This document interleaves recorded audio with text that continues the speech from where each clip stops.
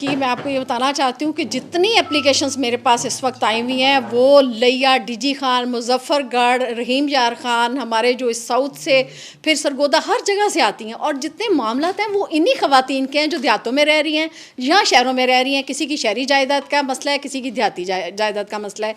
तो ये जो मैसेज है हमारे सोशल मीडिया पेजेस मौजूद हैं, हमारे हर डिविजनल हेडक्वार्टर के ऊपर ऑफिस बन चुके हुए हैं। इसलिए ये नहीं है कि मैं लाहौर बैठी हूँ तो उसकी कंप्लेंट कोई नहीं सुनेगा। कोई भी खातून थ्रू डाक भी कंप्लेंट भेज सकती है, किसी के थ्रू भी भेज सकती है, किसी सिविल सोसाइटी के नुमाइंदे के थ्रू भी भेज सकती है। यहाँ पर कोई कदगन नहीं है कि वो इन पर्सन आए और अपनी कंप्लेंट फाइल करे। शी हैव राइट कि वो जिस तरीके से सहूलत उसको लगे वो अपनी कंप्लेंट भेजे और हम उसको एड्रेस करने के लिए हर वक्त तैयार होते हैं। हमारे ऑफिसर्स मौजूद होते हैं, हमारे लॉ ऑफिसर्स जो हैं बतौर कमीशन मुकर्रर करके उनको फैक्ट फाइंडिंग रिपोर्ट्स के लिए भेजा जाता है। डिप्टी कमिश्नर ऑफिस के जो नुमाइंदे हैं, रेवेन्यू ऑफिसर्स हैं, वो भी हर वक्त उसके लिए काम कर रहे होते हैं। सो हमारी आवाज़ जो है ख़ास तौर पे ग्रास रूट लेवल तक जो है वो ज़रूर पहुंच रही है, क्योंकि ये रेवेन्यू ऑफिसर्स जो हैं इनकी अप्रोच उन तमाम जगहों पर होती है और इन्हीं के थ्रू हम रिपोर्ट्स कॉल करते हैं और इन्हीं के थ्रू हम आगे जाके उस पर अमल करवाते हैं। हमारे जो दो बहुत ही इम्पॉर्टेंट प्रोटेक्शन के हवाले से, वुमेन की राइट्स की प्रोटेक्शन के हवाले से जो कवानीन हैं उनकी आगाही जो है हमारे एडमिनिस्ट्रेटिव डिपार्टमेंट को दी जाए और उनको बताया जाए कि वर्क प्लेस पे खातून को इंक्लूसिव एटमॉस्फेयर देने के लिए प्रोटेक्शन अगेंस्ट हैरेसमेंट का एक्ट जो है वो मौजूद है और अम्बर्स पर्सन का ऑफिस जो इस पर काम कर रहा है। हमारे डिविजनल हेडक्वार्टर्स के ऊपर भी ऑफिस खुल चुके हैं, गुजरावाला में भी हमारा ऑफिस जो है एस्टैब्लिश्ड हो चुका है। तो आज मैं उसी हवाले से इस कैंपेन को लेते हुए पंजाब के अंदर, क्योंकि आपको पता है कि पंजाब गवर्नमेंट भी सेंसिटिव मसले के ऊपर बहुत काम कर रही है और आए दिन जो बढ़ते हुए वाक़यात हैं ख़ास तौर पे जिनसी हरासगी के, उसके हवाले से एक हमने कैंपेन लॉन्च की थी जिसमें आज हम यहाँ गुजरावाला कमिश्नर साहब के पास आए और कोशिश की कि लोगों को इन्फोर्समेंट वुमेन्स प्रॉपर्टी राइट जो कि ख़वातीन का बुनियादी हक़ है, वरासत का हक़ और उसकी मलकीती प्रॉपर्टी को लेने का जो हक़ है उसको वो किस तरह से इस्तेमाल कर सकती हैं, अपनी कंप्लेंट फ़ाइल कर सकती हैं बर्ड्स पर्सन के पास और डिविजनल ऑफिस के अंदर भी। और with the help of deputy commissioners और कमिश्नर्स हम उनके ऊपर इम्प्लीमेंट कराते हैं उनकी जो प्रॉपर्टी है मलकीती या वरासती उसके ऊपर अमल करने के लिए। और 60 डेज़ प्रेफरेबली एक्ट कहता है कानून, तो कोशिश करते हैं कि हम जल्द अज जल्द खातून को उसकी प्रॉपर्टी का हक़ जो है वो दिलवा सकें।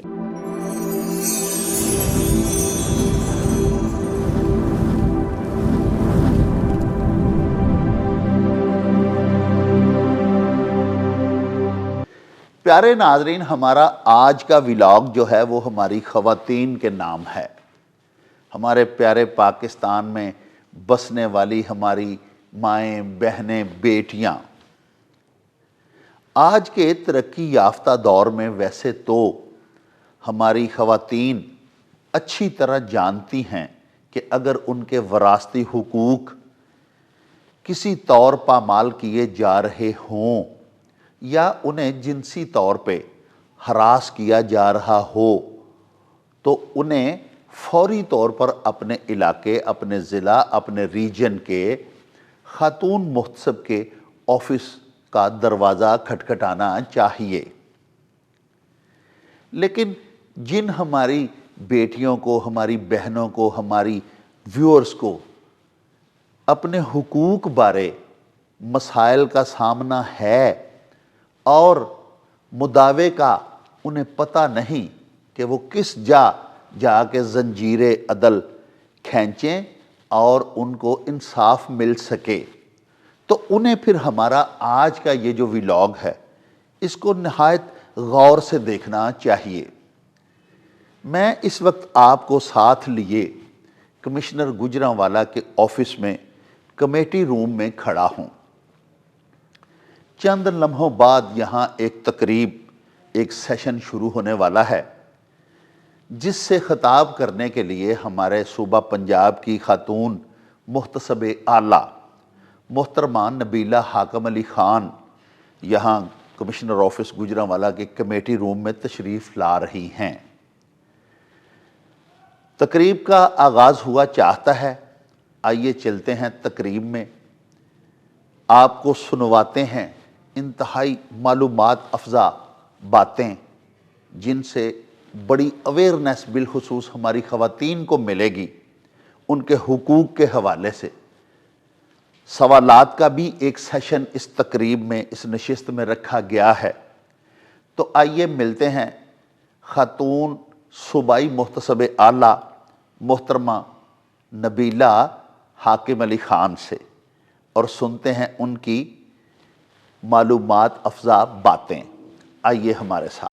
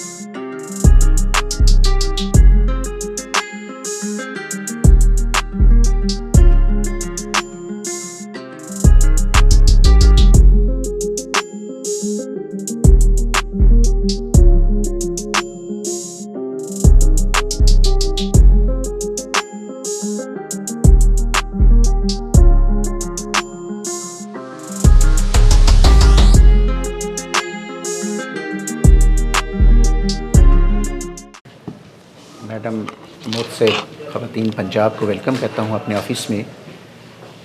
एक्चुअली ये तकरीबन 10-12 दिन पहले प्रोग्राम शेड्यूल हुआ था। पहले लास्ट वीक में था, फिर इस वीक में ये शेड्यूल हुआ। एक्ट क्या है?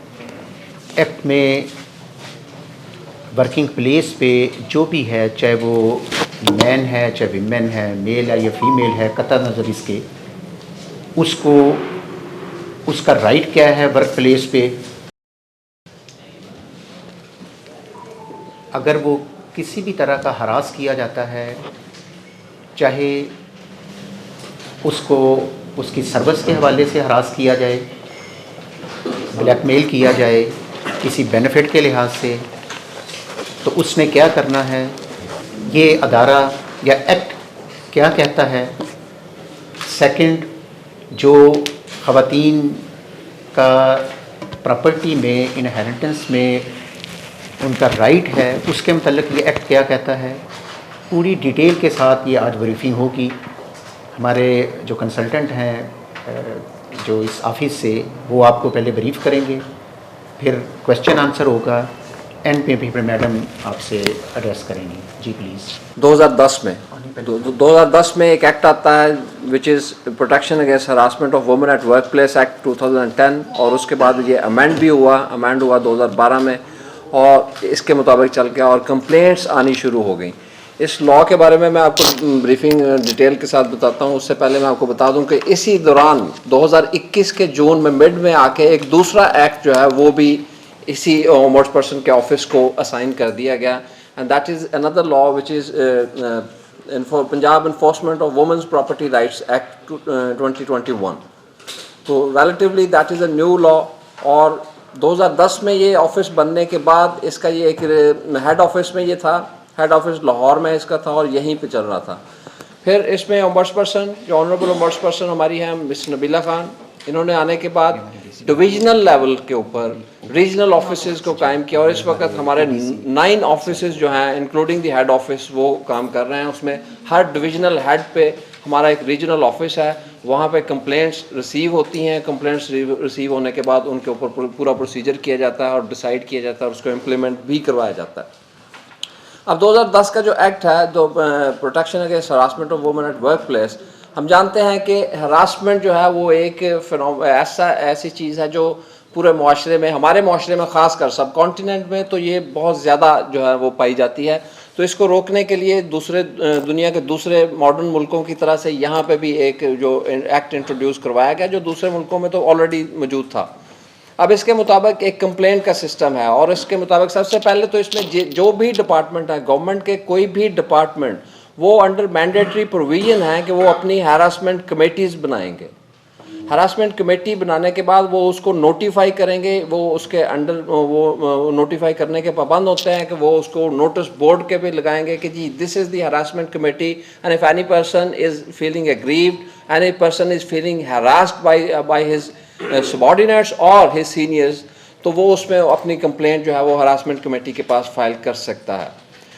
तो 3 दिन के अंदर अंदर if a complaint is received by the harassment committee, the committee is under mandatory provision के within 3 days they will notify it to the accuse person, कि जो भी अक्यूज होगा उसको वो बताएंगे कि this is the statement of allegation against you और आपने इसके ऊपर अपना जवाब देना है। और वो जवाब आप 3 दिन उसके लिए जवाब देने के लिए उसको 7 दिन का टाइम दिया जाता है कि 7 दिन के अंदर अंदर आप इसमें अपना जवाब देंगे। जवाब देने के बाद फिर उसमें असेसमेंट शुरू हो जाती है उस कंप्लेंट की और उसमें हर किस्म की एविडेंस जो है वो उसमें ओरल एविडेंस, डॉक्यूमेंट्री एविडेंस और प्रूफ्स जो है वो मांगे जाते हैं। पूरी तरह से असेस किया जाता है। असेस करने के बाद ओम्बड्स पर्सन का ऑफिस जो है इज ऑथोराइज कि वो उसके ऊपर वो डिसाइड करे कि whether the complaint was genuine और whether the complaint needs interference और उसके ऊपर वो पेनल्टीज उसमें इम्पोज कर दें किसी हरासर के ऊपर, या वो उसको कंप्लेंट को जो है वो फॉल्स करके तो उसको डिसमिस कर दें। अब अगर हरासमेंट कमेटी तक मैं दोबारा जाता हूँ कि अगर हरासमेंट कमेटी किसी भी डिपार्टमेंट की है, हरासमेंट कमेटी ने उस कंप्लेंट को सुना और कंप्लेंट को सुनने के बाद उसके ऊपर ईदर वे कोई भी डिसीजन दे दिया। अब उस डिसीजन के बाद लाइक एवरी अदर लॉ उसके बाद 30 days टाइम इज अवेलेबल कि वो अगर हरासमेंट कमेटी के पास उन्होंने कर दिया डिपार्टमेंट की, तो with in 30 days every person who is feeling aggrieved he or she can move an appeal to the ombudsperson directly। तो ombudsperson के पास वो अपील आएगी और अपील के बाद फिर उस पर अपीलेट अथॉरिटी के तौर पे ombudsperson ने अपना जो है वो इख्तियार इस्तेमाल करना है और उसकी हियरिंग करनी है। हियरिंग करने के बाद फिर उस अपील को डिसाइड करना है।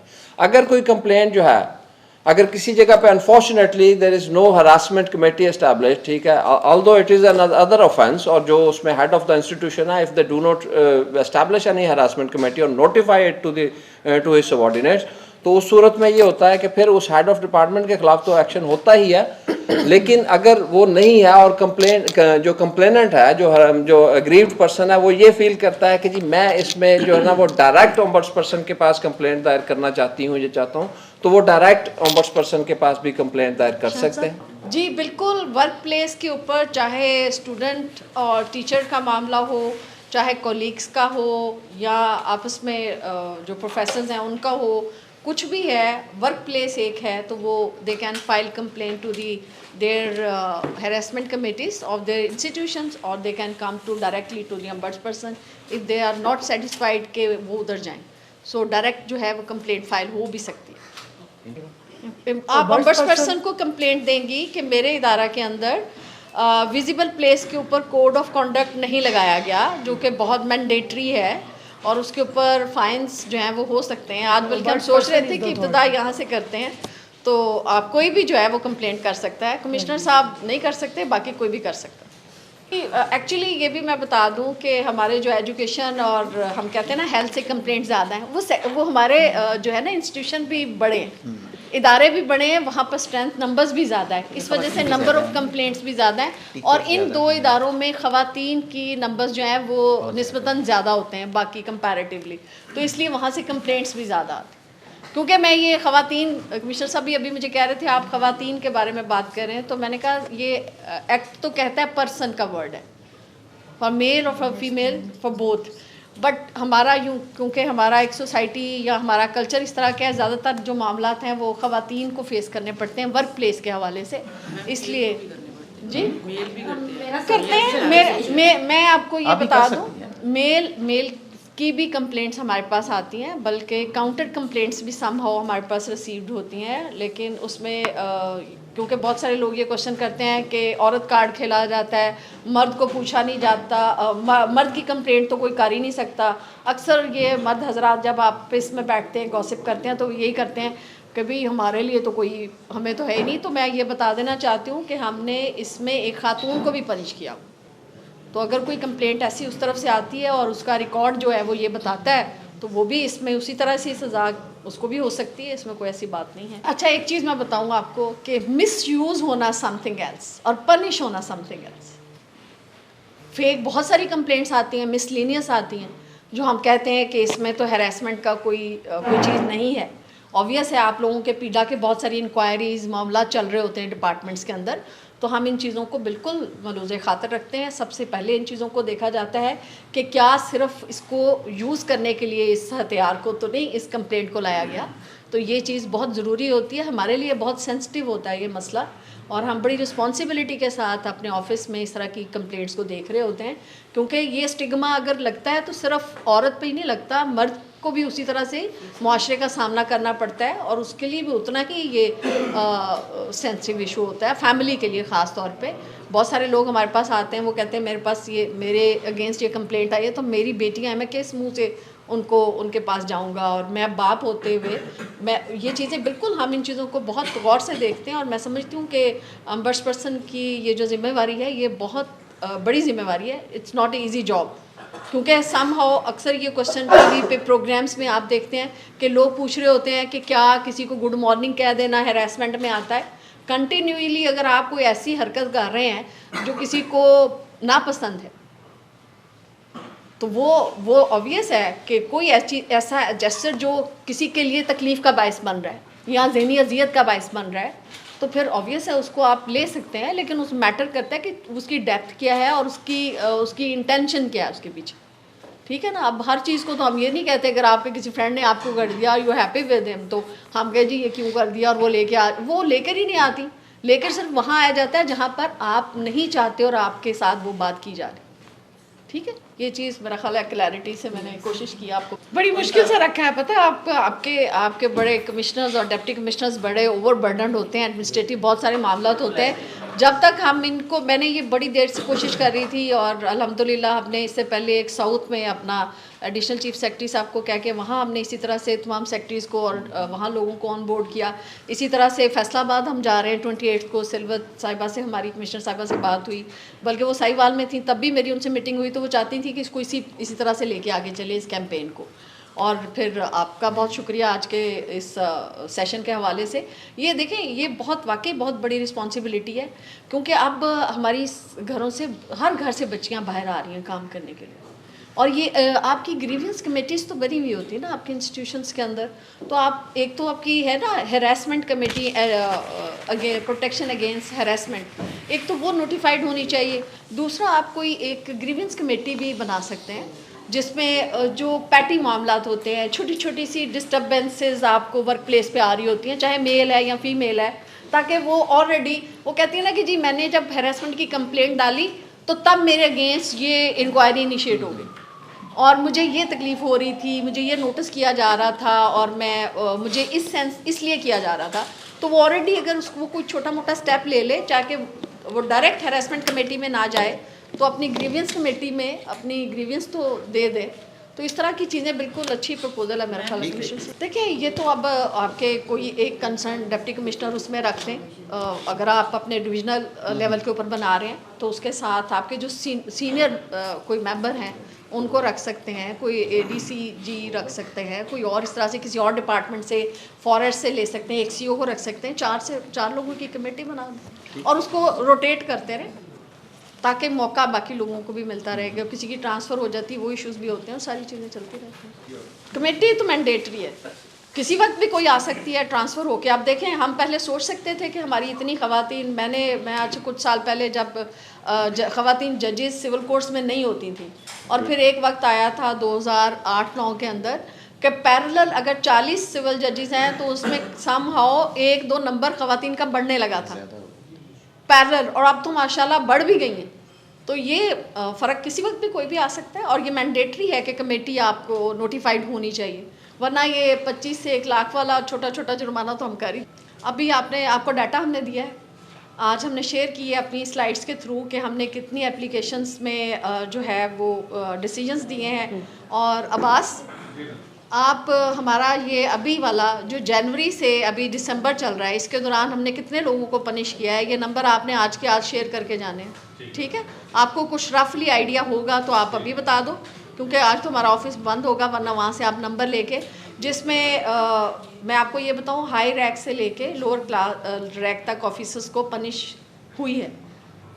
उसमें सीओस को भी, मुझे भी याद पड़ता है, सीओस को भी हमने पनिश किया है, और मेजर पेनल्टी, और डीजीज, एक आध डीजी भी टर्मिनेट किया है हमने। और हमने हमारे, चूँकि हमने कॉन्फिडेंशियल रखना होता है प्रोसीडिंग को, और हमारे पास ये लोग आते हैं जी मैंने कंप्लेंट दी थी तो ये अखबार में कैसे लग गई, सोशल मीडिया पे। मैंने कहा ये तो आप लोगों का, हमारे अंदर से तो नहीं जा सकती है।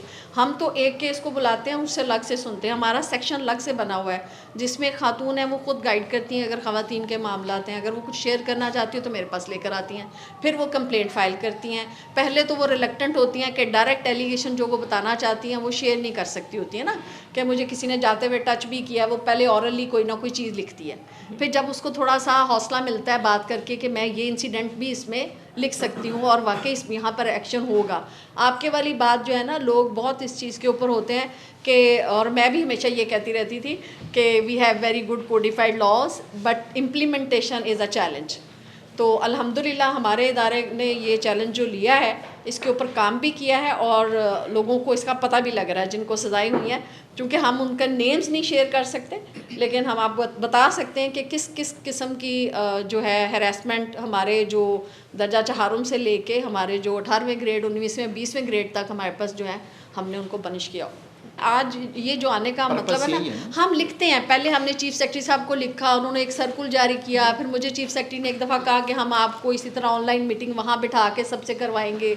मतलब यही था कि फिर हमने वाक़या देखे कि बहुत जगहों पे बहुत सेंसिटिव, जैसे इस्लामिया यूनिवर्सिटी के बहुत ज़्यादा इशूज़ एकदम से सामने आए हैं, इस तरह और बहुत सारी हमारी बड़ी यूनिवर्सिटीज़ के हमारे पास बहुत ज़्यादा कंप्लेंट्स आती हैं।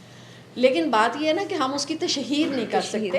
तो ये है कि इम्प्लीमेंटेशन बिल्कुल है, और हमारी जितनी आज तक, मैं आपको ये बताना चाहती हूँ कि जितनी सज़ाएं हमने आज तक इम्पोज़ की हैं, हमारी, मेरा नहीं ख्याल कि कोई सस्पेंशन जो है हमारे ऑर्डर्स की इस तरह से हुई होंगी, वेरी रेयर, इक्का दुक्का कोई सस्पेंशन हुई होगी हाई कोर्ट से या गवर्नर से, अदरवाइज़ हमारे अपहेल्ड होते हैं डिसीजंस, चाहे enforcement of women's property right act हो, और चाहे हमारा प्रोटेक्शन अगेंस्ट हैरेसमेंट का जो एक्ट है, चाहे इसके हवाले से हो। और ये, क्योंकि इसमें सबसे पहली बात होती है, मुझे बड़े लोग कहते हैं कि आप बड़ा टाइम ले रही हैं चीज़ों को, देखिए उसकी एग्जामिनेशन, उसकी सारी उसको उसके पूरी इन्वेस्टिगेशन करना, ऐसे तो नहीं किसी की ज़िंदगी को ख़राब किया जा सकता ना। ऑफिसर्स को बड़ा, हमें ये चीज़ें बड़ी इन डेप्थ जाके देखनी पड़ती हैं। डिप्टी कमिश्नर्स हैं आपकी वो ग्रीवेंस कमेटी, और आपकी वो जो पीडा की प्रोसीडिंग्स हैं, या आपकी वो जो इंटरनल, आप लोग इन चीज़ों को, छोटे छोटे मैटर्स को तो खुद देख रहे होते हैं ना कि मैंने इसको नोटिस दिया है, इसकी पंचुअल नहीं थी। ये अक्सर हमारे पास आती हैं ख़वातीन जो आके यही कहती हैं कि जी मेरे साथ इसने हरासमेंट की है। तो जब हम पूछते हैं कि वजह क्या है, तो वो जब दूसरी तरफ से रिटर्न रिप्लाई आता है उसमें यही सारी चीज़ें लिखी होती हैं, ये देखें जी मैंने इसको इस महीने भी नोटिस किया है, इस महीने में भी शो कॉज दिया है, और वो जो पूरी उसकी पीछे जो स्टोरी निकलती है वो ये चीज़ें सामने आ रही होती हैं। तो हम इन सारी चीज़ों को देखते हैं। तो मैम फिर वो मतलब एप्लीकेशन अगर जाती है। अच्छा, दूसरी बात एक और मैं आपसे शेयर करूं कि ओरल लोग हमारे पास पहले आते थे, अब चूंकि हर चीज़ हमें फौरी, जो व्हाट्सएप, ये बहुत फास्ट हो गई ये चीज़, तो अब आप किसी के साथ इन कांटेक्ट हैं तो ज़्यादातर चीज़ें हमारे पास USB में आ रही होती हैं, हम उनका मोबाइल डाटा से उनके सारी चीज़ें ले लेते हैं, तो उससे अब बहुत सारी चीज़ें क्लियर हो गई हैं। और बाकी जो आपकी डिपार्टमेंटल जो प्रोसीजर्स हैं वो तो आपने करने होते हैं to maintain the office decorum और एडमिनिस्ट्रेशन को देखते हुए। अब पुलिस ने इतनी हेल्पलाइंस बना दी हैं, PCSW का इदारा है, वुमेन प्रोटेक्शन अथॉरिटी बन गई हुई है, बर्ड्स पर्सन का इदारा मौजूद है, सिविल सोसाइटीज़ हैं। भाई ये चीज़ें जब तक हम जुर्रत नहीं करेंगे ना ये तो उन्होंने करनी है। फिर जो कोई हरकत करता है ना, फिर वो हर तरह के मीन्स भी यूज़ करता है। ज़रूरत तो आपके अंदर खुद होनी है ना कि आपने उसको फेस कर, और हम सबको ये किसी ना किसी में तो आगे आना है ना इस तरह के मामलात में। तो वो फिर आपको थोड़ा हौसला भी करना पड़ेगा, बर्दाश्त का वो भी ज़्यादा होनी चाहिए कि रिटेलिएशन हम सबसे पहले ये लिखते हैं कि इसके खिलाफ एडवर्स, और आपको पता है जैसे ही कंप्लेंट आती है खातून को ट्रांसफ़र कर दिया जाता है, बंदे को कोई नहीं करता। ये बिल्कुल ठीक बात है। और फिर हम अगर पूछते हैं तो वो आगे से कहते हैं खुद ही तो आपने कहा है कि इनकी जगहों को अलग करें। भाई उसको जो दूर फेंक रहे हो बंदे को भेजो बाहर। ये काम नहीं होता। आप सारे लोग बिल्कुल ठीक बात कर रहे हो, लेकिन इसके लिए हम लेटर्स लिखते रहते हैं और थोड़ी थोड़ी खिंचाई हम करते रहते हैं। जो हम कर सकते हैं वो हम ज़रूर करते हैं और उसका असर भी होता है। फिर जिसका नहीं होता उसे फिर हम खुद बुला लेते हैं कंटेम्प्ट में, आ जाओ। डिपेंड करता है कि उसका वो कितना अरसा उसमें चल रहा है और कितनी दफ़ा हुआ है और कब कब हुआ है, ठीक है, और कब खातून आती है या जो हरासर है जिसके साथ हरासमेंट हुई वो कब आता है, डिपेंड करता है। क्योंकि हमारे पास कई ख़वातीन आती हैं, वो कहती साल हो गया हमारे साथ, फ़लाँ इवेंट में इसने ऐसे किया, फ़लाँ जगह पे ऐसे बात की, हमने इग्नोर किया, फिर हमने इग्नोर किया। अल्टीमेटली जब वो आ जाते हैं तो फिर हम सारी चीज़ों को देख रहे होते हैं, तो ऑब्वियसली ये चीज़ें चलती रहती हैं। इसमें मैं आपको सिंध की थोड़ी सी प्रैक्टिस शेयर कर देती हूँ। सिंध में इस तरह के जब भी मामलात होते हैं, लोग जो है वहाँ पर डेफेमेशन सूट में जाते हैं और उनके पास वो वाला भी एक जो है वो मौजूद है कि वो उसमें जा सकते हैं। और इसके अलावा अभी इस एक्ट के अंदर नहीं है। देखिए, सबसे पहली बात होती है हमें जो कवानीन बन गए हैं ना, उनको एक्नॉलेज करना चाहिए, उस पर अमल करना चाहिए। बाकी दुरुस्तगी तो अभी CPC में भी हो रही है।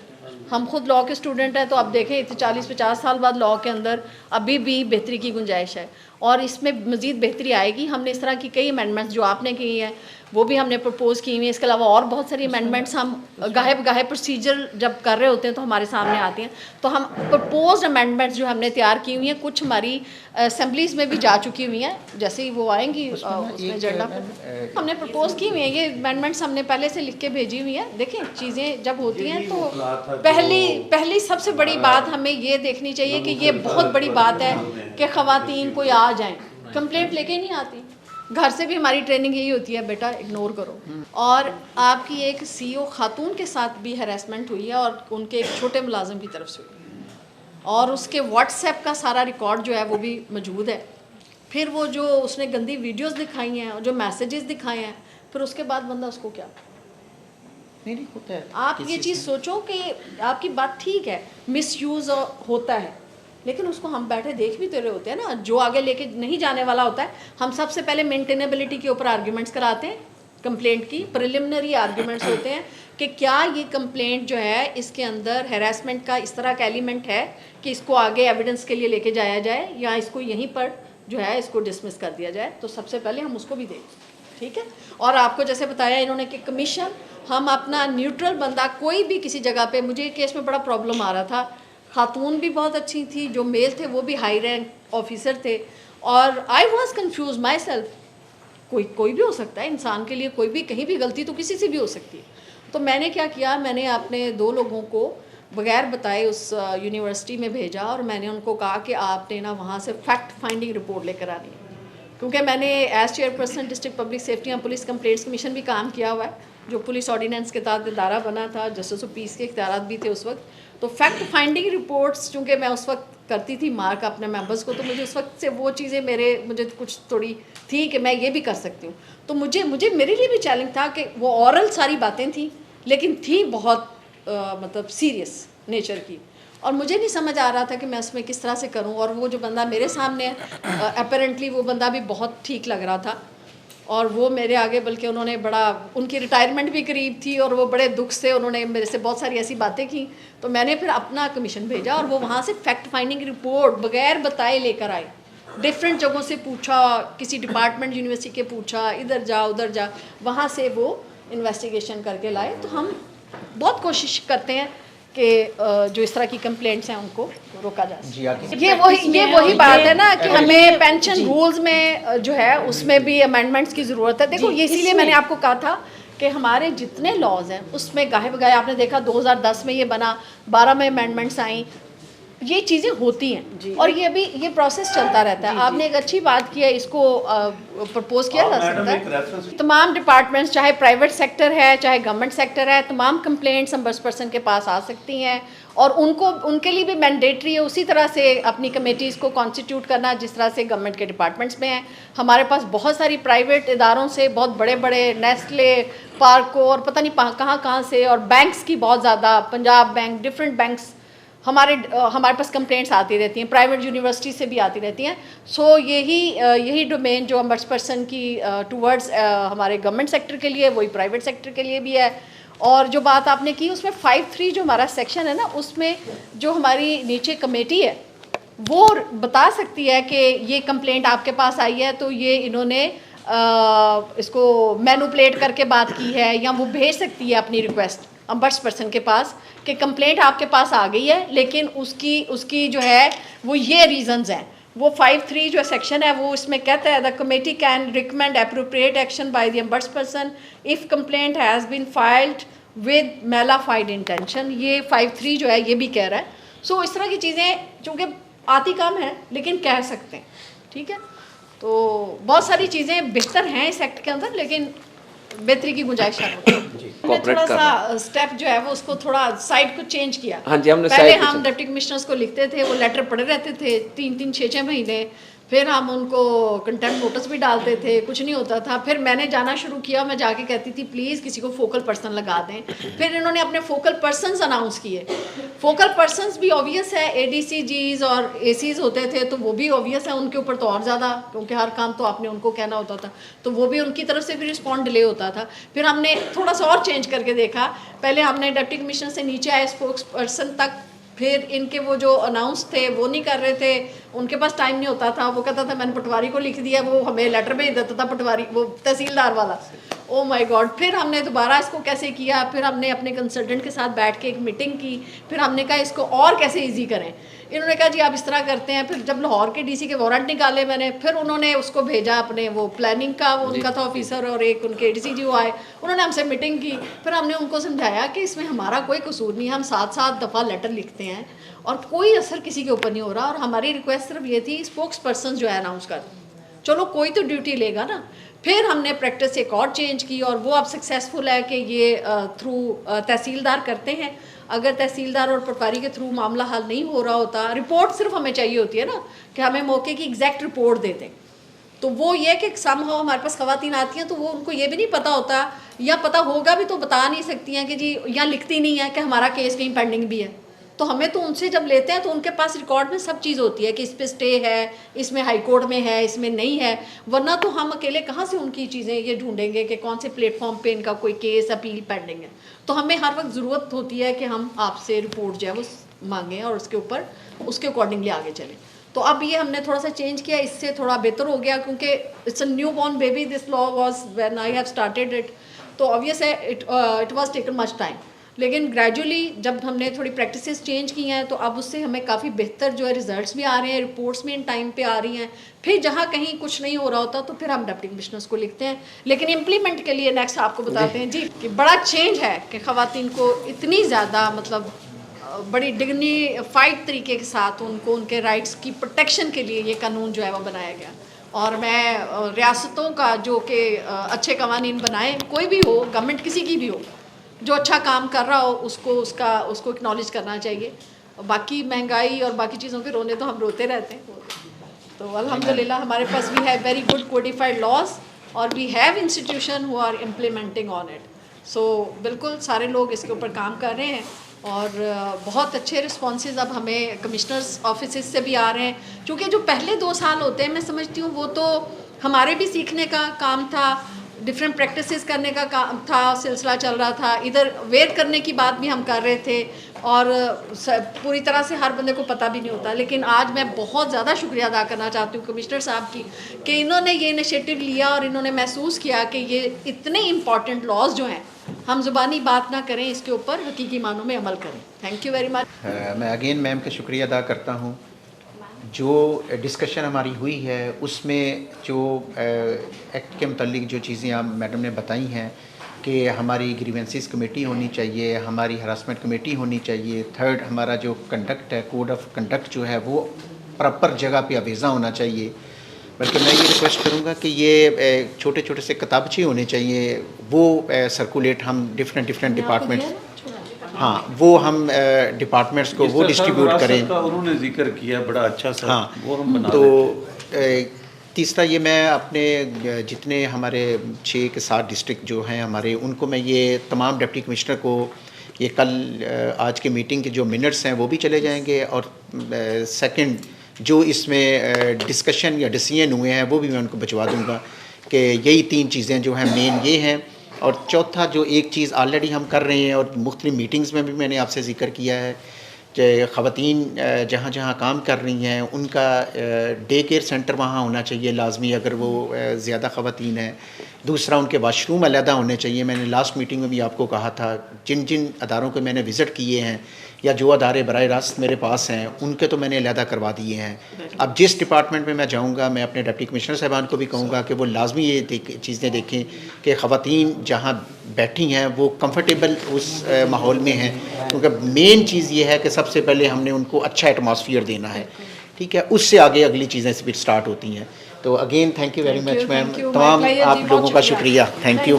नाजरीन, आपने कमिश्नर ऑफिस गुजरांवाला के कमेटी रूम में मुनक़द होने वाली आज की इस इंतहाई मालूमात अफजा और बड़ी आगही बख्श तकरीब में शिरकत की।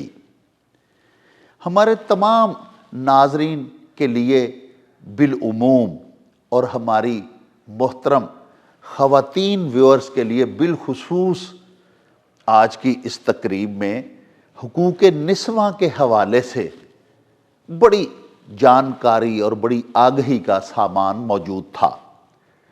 यकीनन हमारी ख़वातीन जो हैं, हमारी माएँ बहनें बेटियां जो हैं, उन्हें अपने हुकूक के हवाले से आज की इस नशिस्त में शिरकत करके काफ़ी आगही मिली होगी और ये भी उन्हें पता चल गया होगा कि वो किसी भी इदारे में बसिलसिला रोज़गार खिदमात सर अंजाम दे रही हैं तो वहाँ अगर उन्हें जिनसी हवाले से हरासमेंट का सामना है या उन्हें उनके वरासती हुकूक नहीं मिल रहे तो वो फौरी तौर पे अपने इलाका के, अपने रीजन के, अपने ज़िला के खातून मुहतसिब के ऑफिस से राब्ता कर सकती हैं, जहाँ उनके मसाइल का इंशाअल्लाह मुकम्मल हल किया जाएगा।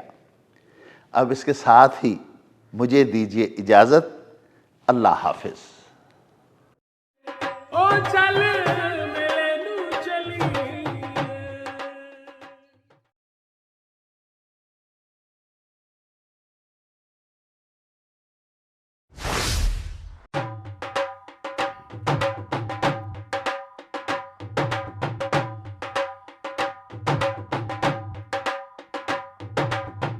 रौनक हो जाऊं चट